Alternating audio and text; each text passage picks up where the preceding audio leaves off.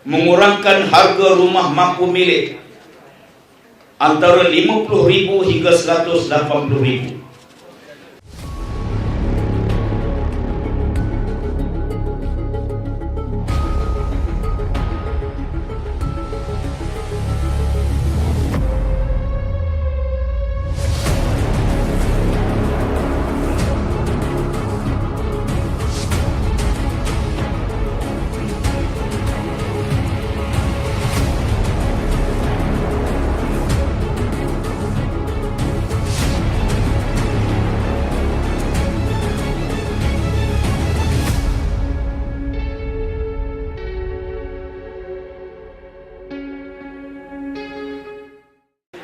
Menghapuskan GST yang membebankan rakyat dan menggantikannya dengan sistem percukaian yang lebih adil seperti cukai atas simpanan korporat dan cukai saham di Bursa Saham Malaysia.